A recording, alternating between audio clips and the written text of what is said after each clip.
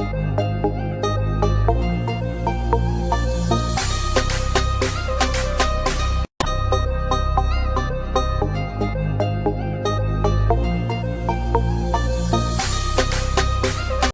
मैं YouTube platform माई DDU university पे students, आप जैसा कि अपने स्क्रीन पर देख पा रहे हैं, आज हम लेकर अवेलेबल है 2022-23 यानी अभी जो इसी समय पेपर हुआ है ENG 1202 का 202 का ये जो एग्जामिनेशन BA थर्ड सेमेस्टर के स्टूडेंट्स का हुआ है, जिसका नाम पेपर का नाम British and American drama second है। इस क्वेश्चन पेपर का आंसर की, ठीक है स्टूडेंट्स।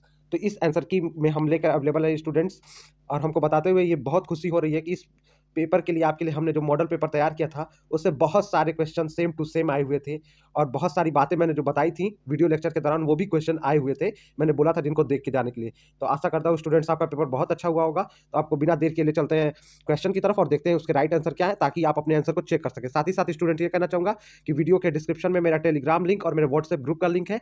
तो जो स्टूडेंट्स कहीं से भी मेरा वीडियो देख रहे हैं और उनको मेरा वीडियो अच्छा लगता है, अगर वो चाहते हैं कि मेरे साथ वो किसी डिस्कशन में पार्टिसिपेट करना चाहते हैं, तो वो मेरा व्हाट्सएप और टेलीग्राम चैनल जरूर ज्वाइन कर ले। चलिए ले चलते हैं क्वेश्चन पेपर की तरफ। स्टूडेंट्स, वीडियो देखने के बाद आप बताइएगा आपके कितने मार्क्स आए, मैं आपके कमेंट्स का वेट करूंगा। पहला क्वेश्चन करा, इन Harry app what is the occasion of the young abroad the ship. कह रहा है कि what is the occupation of young abroad the ship, वो क्या रहता है, तो उसका ऑक्यूपेशन क्या है स्टूडेंट्स की, वो फायर फाइटर है। जो पूरा वो जो शिप पे यॉन्ग और उसके फ्रेंड्स हैं, तो वो लोग क्या है, वो पूरे फायर फाइटर्स है। तो राइट आंसर हो जाएगा फायर फाइटर्स, ये बताया हुआ क्वेश्चन आया हुआ था स्टूडेंट्स। दूसरा क्वेश्चन करा, in All My Sons how did Larry tree fall. तो कैसे लैरी का ट्री गिर जाता है, ये क्वेश्चन एकदम डिट्टो मैंने बताया था स्टूडेंट, और बोला था ये जरूर देख के जाएगा। लाइटनिंग स्ट्रक्ट इट, यानी उस पर लाइट यानी बिजली गिर जाने की वजह से, इसका आंसर सी होगा। ठीक है, पहले का सी होगा, दूसरे का भी सी होगा। ठीक है, तीसरा क्वेश्चन कर रहा है, who among the following is not a character in the Harry app. तो हैरी एप में कौन सा करेक्टर नहीं है, नीगेल नाम का करेक्टर हैरी एप में नहीं है। ठीक है स्टूडेंट्स, बी इसका राइट आंसर हो जाएगा बी। चौथा क्वेश्चन आया था, what was the temptation of the fourth tempter to the Thomas. जो फोर्थ टेम्पटर रहता है, जो ये 4 टेम्प्ट आते हैं ना थॉमस ए बेकेट के पास, तो उसमें वो किसका लालच देता है, तो मार्टेरडम का। इसका राइट आंसर हो जाएगा डी, मार्टेरडम, यानी उसको शहीदी का दर्जा मिलेगा। ठीक है, पांचवा क्वेश्चन की dash that he is coming must be provided for you and shall put this night the great business into my dispatch the under phrase in the above line example of. तो must be provided, तो कह रहा है कि must be provided है, तो ये कह रहा है कि that he that's coming must be provided for you all put this now great business into my dispatch. तो स्टूडेंट्स इस क्वेश्चन का आंसर है कि ये इफ्यूजम का एग्जांपल है। ठीक है, इसका राइट आंसर हो जाएगा इफ्यूजम। ठीक है, चलिए अगला क्वेश्चन देख लेते हैं। कह रहा था कि epilogue usually used in a dramatist to. तो क्यों, मतलब यूज इसको इपिलॉग को जो यूज किया जाता है वो क्यों ज्यादातर यूज किया जाता है। तो स्टूडेंट्स यहाँ पे स्पेलिंग में मिस्टेक छपा हुआ था, और यहाँ पे इपिलॉगर मतलब जो होते हैं, तो कह रहा था सॉरी, ये इपिलॉगर की बात कर रहा था, epilogue usually used by dramatist to. तो मुझे लग रहा था यहाँ इपिलॉग नहीं, इपिलॉग को होना चाहिए था कि क्यों यूज करते हैं। तो इसका राइट आंसर स्टूडेंट मुझे लग रहा था कि डी होना चाहिए, क्योंकि give audience reader a possible interpretation or possible sequel to the play, बिल्कुल ठीक लग रहा था। Give a speech on ethics, ये भी ठीक ठीक लग रहा था। Give a lecture on the theme of the play, ये भी बात ठीक लग रहा था। तो ऑल ऑफ डी जो आंसर ये हो सकता था, तो इसका राइट आंसर डी मेरे हिसाब से होना चाहिए। ठीक है, ये क्वेश्चन अगर आप देख लीजिएगा, कुछ और आंसर आपको लगेगा तो मुझे कमेंट करके बताइए। चलिए अगला क्वेश्चन देख रहा हूँ, on what day and month is Larry suppose to be had died. तो किस तारीख को माना जा रहा है कि उसका डेथ हो गया। तो स्टूडेंट इसका राइट आंसर है 25 नवंबर को माना जा रहा है, और 25 नवंबर को माना जा रहा है। ठीक है, राइट आंसर है 25 नवंबर, क्योंकि इसी दिन से लैरी मिसिंग है।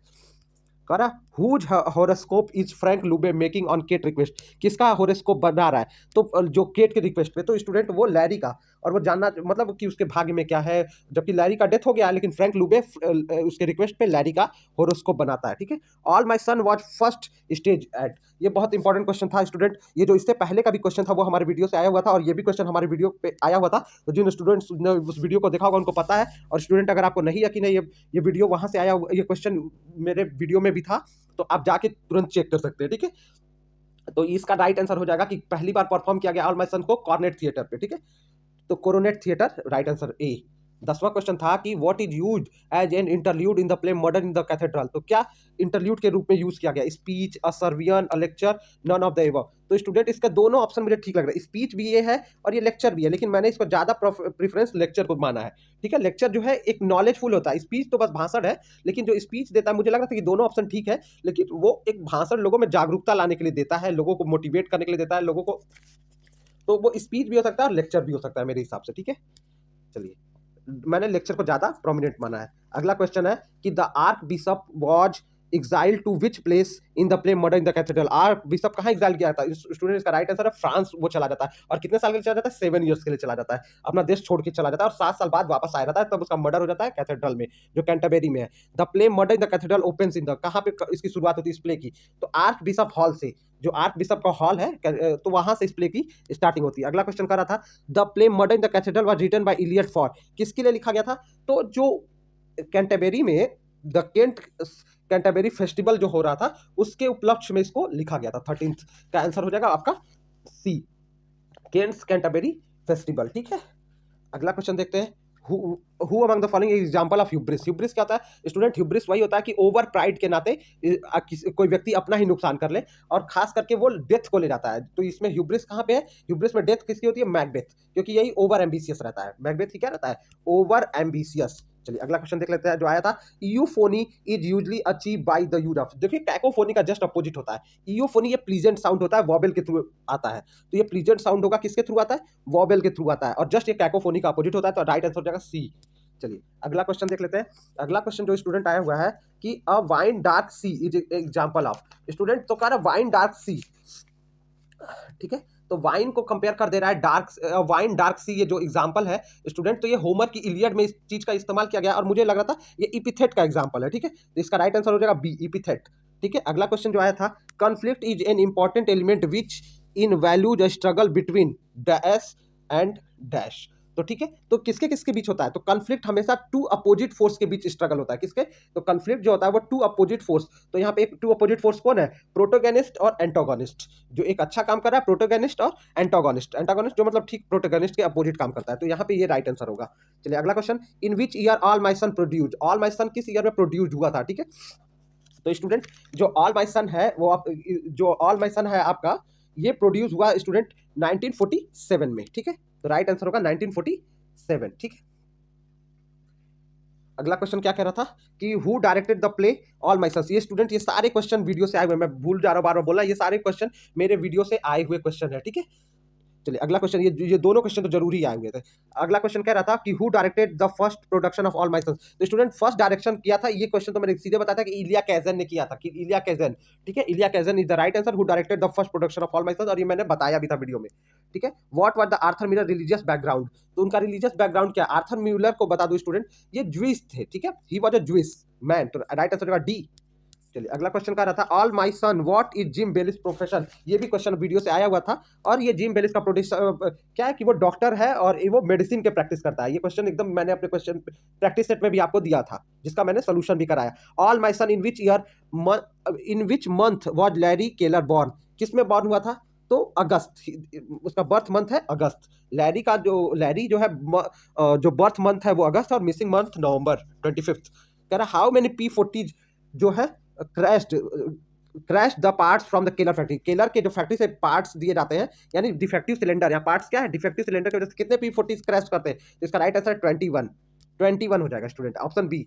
According to the play murder in the cathedral who was the king of the England. Thomas Becket के टाइम में, जब थॉमस बेकेट का मर्डर होता है, जो ट्रू इवेंट है जिसपे इलियट ने बाद में अपना वर्स प्ले लिखा है, तो किसका वो किंग रहता है? आर्क, वो आर्क बिशप रहता है, और किंग रहता है हेनरी सेकंड। ये क्वेश्चन भी मेरा कराया हुआ क्वेश्चन है। ठीक है, चलिए ये भी क्वेश्चन आया हुआ था, ये ऊपर वाला क्वेश्चन भी मैंने सॉल्व कराया था स्टूडेंट्स। ठीक है, आप खुद भी बताइएगा कमेंट करके कि आया था कि नहीं आया था, और आपने कैसा पेपर किया है। ठीक है, ठीक है स्टूडेंट, साथ ही साथ कहूँगा आपको मेरा लेक्चर स्टूडेंट्स पसंद आ रहा है, मेरे एफर्ट्स की आप प्रशंसा करते हैं, तो इस चैनल को लाइक सब्सक्राइब अपने फ्रेंड्स के बीच जरूर करिएगा, और बेल आइकन दबा के ऑल पे क्लिक करिएगा, ताकि आपको मेरी वीडियो की नोटिफिकेशन सबसे पहले मिलती रहे।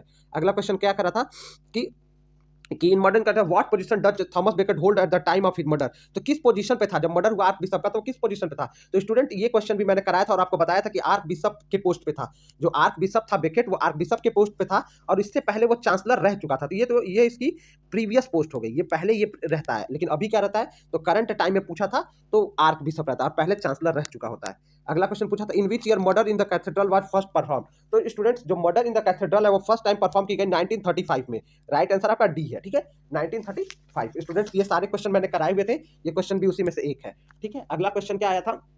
अगला क्वेश्चन आया हुआ है कि who speak the following in the Murder in the cathedral. Murder in the cathedral में लाइन कौन बोलता है? लाइन है they know and do not know and what is act or suffer they know and do not know the acting is suffering and suffering is action। तो ये किसकी line है? ये मर्डर इन द कैथेड्रल में Thomas Beckett की line है students, ठीक है। मर्डर इन द कैथेड्रल में थॉमस बेकेट की लाइन है।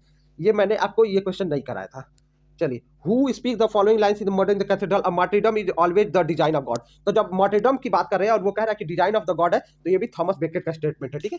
तो ये जो आपका 28 का क्वेश्चन है, इसका राइट आंसर हो जाएगा डी, ठीक है। चलिए अगला अगला question, when does the Murder in the cathedral open. Story कब ओपन होती है? ये नहीं बता रहा कि कब छप हुआ था। तो ये क्वेश्चन मैंने कराया था, मैंने आपको स्टार्टिंग डेट भी बताया था और एंडिंग डेट भी बताया था। तो स्टोरी ओपन होती है 2 दिसंबर 1170 से, ठीक है, दिसंबर 2 1170। अगला 30 नंबर क्वेश्चन था in Murder in the Cathedral where does the Becket deliver a sermon on the Christmas day. कहाँ पे वो अपना वो जो स्पीच देता है सरमन, तो वो जो है ज्ञान वाला जो मैसेज है वो कहाँ देता है? तो इसको तो ये कैंटरबरी कैथेड्रल में देता है। इसका राइट आंसर हो जाएगा सी, कैंटरबरी कैथेड्रल, ठीक है। 30 का आंसर हो जाएगा सी। अगला क्वेश्चन देख लेते हैं। अगला क्वेश्चन आया था कि the hairy ape to which animal does Mildred compare herself. Student ये बताया था, लेकिन मैंने ये नहीं बताया कि अपने को किससे कंपेयर की थी। इसमें मैंने बताया था कि उसने उसको यंग को क्या कहा था, तो ये खुद को कंपेयर करती है किससे? लेपर्ड से। ये जो लेडी कैरेक्टर है मिल्ड्रेड, वो किससे कंपेयर करती है? लेपर्ड से खुद को कंपेयर करती है। चलिए, in the Harry app what does IWW stand. तो जो मिल्ड्रेड के फादर की कंपनी रहती है IWW, इसका पूरा नाम रहता है international workers of the world. International workers, तो राइट आंसर हो जाएगा ए, ठीक है, international worker of the world. अगला क्वेश्चन आया था in the Harry app what is young का रियल नेम। यंग का रियल नेम क्या रहता है? तो स्टूडेंट इसका नाम रहता है बॉब स्मिथ। राइट आंसर था बॉब स्मिथ, ठीक है, बी। चलिए अगला क्वेश्चन क्या आया हुआ था? अगला क्वेश्चन आया था in the Harry app what does young admire about the app. वो क्या एप के बारे में एडमायर करता है? तो वो जब एप को देखने जाता है तो वो उसकी बहुत उसका फैन हो जाता है, उसका बहुत प्रशंसा करता है, क्योंकि वो कहता है मेरे भी बाजू स्ट्रांग है और ये एप बिल्कुल मेरे जैसा है और ये भी बहुत स्ट्रांग है। इन द हेरी है पैडी वॉस। तो पैडी क्या रहता है? आयरिश मैन रहता है स्टूडेंट। पैडी क्या रहता है? आयरिश मैन रहता है। ऑप्शन सी सही होगा। अगला क्वेश्चन आया था a literary device where in the author steps away from the text and speak out directly to the reader is called. तो कह रहा है कि जब वो डायरेक्टली आके बात करता है तो रीडर से, तो इसको क्या कहते हैं? तो इसका राइट आंसर होगा ऑथोरियल इंट्रूशन। ये राइट आंसर होगा बी, ठीक है। चलिए अगला क्वेश्चन देख लेते हैं।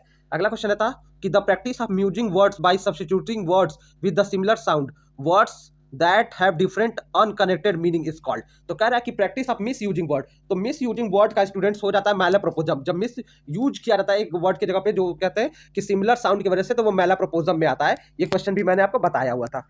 अगला क्वेश्चन है in the literature the fact somebody being too proud is called. जो टू प्राउड होता है उसको ह्यूब्रिस कहते हैं। ये इसका राइट आंसर होगा और इसका एग्जांपल मैकबेथ था, मैंने पहले ही बताया है कि जब बहुत ज्यादा प्राउडी हो जाता है करेक्टर तो ह्यूब्रिस होता है वहां पे। कह रहा है in the drama the principal enemy of the protagonist who bring about the downfall is called. तो ड्रामा में क्या कह रहा है कि जो प्रिंसिपल है जो उसके डाउनफॉल को कह रहा है कि principal enemy of the protagonist who brings about his downfall is called nemesis, catharsis, synthesis, paraphrasis. तो catharsis is a purgation of emotion जो ब्रॉड पीटी एंड फियर, ठीक है, ठीक है। तो कह रहा है in drama the principal enemy of the protagonist, ठीक है। तो इसमें जो कैथारसिस है वो एलिमेंट है। जो कैथारसिस है स्टूडेंट वो क्या है? एलिमेंट है। और जो ये नेमेसिस है स्टूडेंट, जो इसका ऑप्शन बी है कैथारसिस, वो परगेशन ऑफ इमोशन होता है और कैथारसिस पीटी और फियर को बर्थ देता है। लेकिन जो नेमेसिस है ये जो टर्म हमारा है नेमेसिस, इसका जो राइट आंसर है नेमेसिस, ये है जो प्रोटोगनिस्ट का ठीक अपोजिट होता है। और मतलब उसके हर चीज में उसका एकदम क्या कहते हैं कट्टर शत्रु हम कह सकते हैं कि स्ट्रांग राइवल होता है, ठीक है, राइवल। तो इसका राइट आंसर ए हो जाएगा। अगला क्वेश्चन था पॉडकास्ट इन एग्जांपल ऑफ। तो स्टूडेंट पॉडकास्ट जो है वो फॉर्मेटिव का एग्जांपल है, ठीक है। तो इसका राइट आंसर हो जाएगा 40 का ए। तो स्टूडेंट इस तरह से 40 क्वेश्चन को हमने कवर किया है और आपके लिए बहुत ही फॉर्मेटिव में होता है जब दो चीजें मिला के, जैसे फॉग होता है, मैं आपको समझा भी दे रहा हूँ कि कैसे फॉर्मेटिव है ये। तो ये जैसे ब्रॉडकास्ट और ये जो दो वर्ड्स को मिला के ये जो बन जाता है फॉर्मेटिव। तो ये जो फॉर्मेटिव वर्ड है, ये जो पॉडकास्ट है वो जो आईपॉड का पीओडी आ गया है और ब्रॉडकास्ट का CAST। तो ब्रॉडकास्ट का CAT और पॉड का पॉड, तो इसको पॉडकास्ट ये बनता है। तो पॉर्मेंटिव ऐसे ही वर्ड होते हैं जो दो वर्ड से मिलकर एक नया वर्ड बोलते हैं, जैसे फॉग और स्मोक मिलकर बनता है स्मॉग। तो इसका राइट आंसर बी। आशा करता हूं स्टूडेंट्स आपका पेपर बहुत अच्छा हुआ होगा। आप मुझे कमेंट करके बताइएगा कि आपके कितने आंसर आए हैं और आप मुझसे क्या चाहते हैं, मैं आपकी कैसे मदद कर सकता हूं। आप मेरे कमेंट करिएगा। मिलते हैं नेक्स्ट वीडियो लेक्चर में, तब तक अपना ध्यान रखिए। Have a good day.